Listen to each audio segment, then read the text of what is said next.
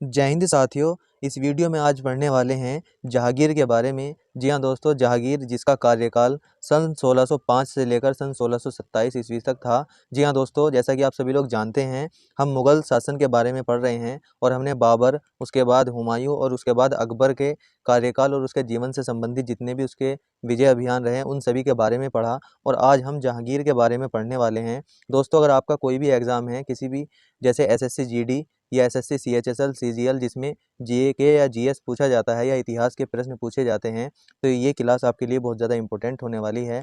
खास करके SSC GD और यूपी पुलिस कांस्टेबल के लिए हम यहाँ पर पढ़ा रहे हैं। और जहांगीर से संबंधित जितने भी बनने वाले प्रश्न होंगे वो सभी प्रश्न इसमें हमने शामिल किए हैं। सभी फैक्ट हम यहाँ पर बताने वाले हैं, तो जहांगीर से संबंधित आपका कोई भी प्रश्न नहीं छूट पाएगा। तो चलिए स्टार्ट करते हैं और आपको वीडियो को एंड तक जरूर देखना है, क्योंकि बहुत ज़्यादा इंपॉर्टेंट टॉपिक है आपकी परीक्षा की दृष्टि से। यहाँ पर अगर हम बात करते हैं जहांगीर की, तो दोस्तों जहांगीर के सबसे पहले हम बात करते हैं इसके कार्यकाल की। तो सन 1605 से लेकर 1627 ईस्वी तक इसका कार्यकाल रहा। और इसके बचपन के नाम की बात करते हैं तो इसके बचपन का नाम सलीम था। ये बात आप लोगों को याद रख लेनी है। और इनकी माता की अगर हम बात करते हैं तो जोधाबाई इनकी माता थी, जोधाबाई। जी हाँ दोस्तों, ये बात आप लोगों को याद रख लेनी है, बहुत ज़्यादा इंपॉर्टेंट है। जहांगीर की माता का नाम जोधाबाई था, जो कि आमेर की जोधाबाई थी। हम मुगल शासन में दो जोधाबाई के बारे में पढ़ेंगे, जिसमें आमेर की जो जोधाबाई थी, जो अकबर की पत्नी थी, उसका पुत्र कौन था? वो जहांगीर था। और जहांगीर के भी 4 पुत्र थे। इन चारों पुत्रों के बारे में हम यहाँ पर पढ़ने वाले हैं। पहले पुत्र की बात करते हैं खुसरो, जो कि मानबाई का पुत्र था। ये बात आप लोगों को याद रख लेनी है। दूसरा है यहाँ पर खुर्रम।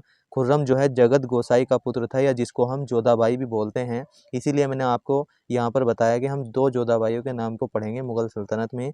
तो यहाँ पर जोधाबाई जो थी, उदयपुर की जोधाबाई थी, जो कि जहांगीर की पत्नी थी। तो खुर्रम उसी का पुत्र था। और तीसरा पुत्र था परवेज और चौथा पुत्र था शहरयार। ये 4 पुत्र जहांगीर के पुत्र थे। और सन 1606 में खुसरो ने विद्रोह कर दिया था। जो इसका बड़ा बेटा था खुसरो, उसने सन 1606 में विद्रोह किया।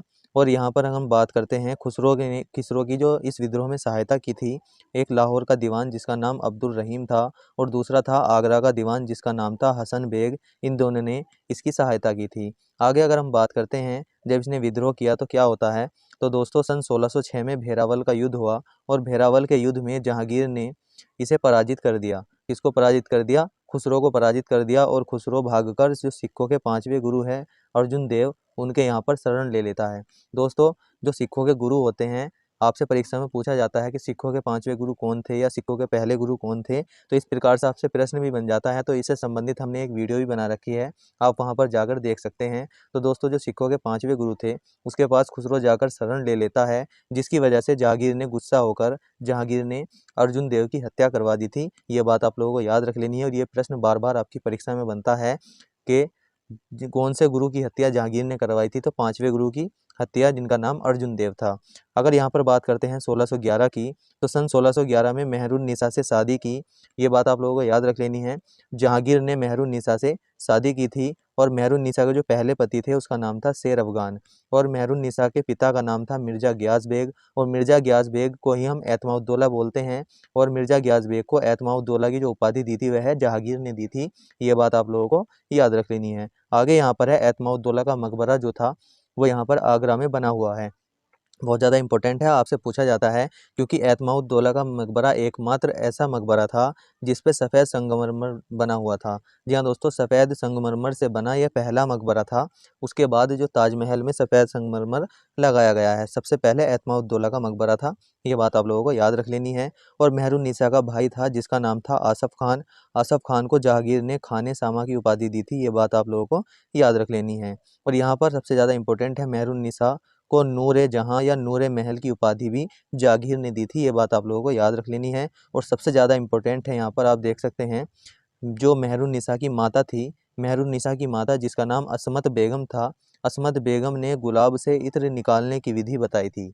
यहाँ पर है न्याय की जंजीर। जी हाँ दोस्तों, न्याय की जंजीर कुछ इस प्रकार से थी, जहांगीर ने न्याय की जंजीर लगाई हुई थी। जो भी उस जंजीर को बजाता था तो उसके साथ जहांगीर न्याय करता था, और खुद उसके जो भी मामला होता था वो खुद सुनता था। तो न्याय की जंजीर किसने लगवाई थी? तो जहांगीर ने आगरा में न्याय की जंजीर लगवाई थी।